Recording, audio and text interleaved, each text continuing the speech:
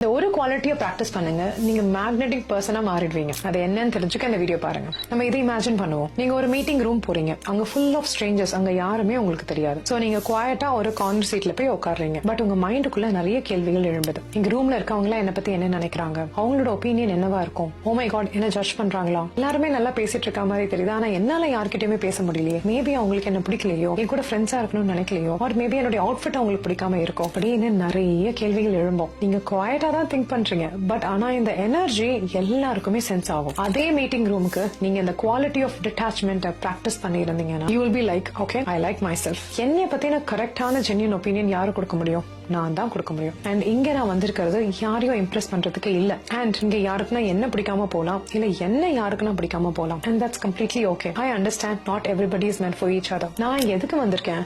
I'm here to grow and want to build some trusted connections and grow. So when you start thinking like this, and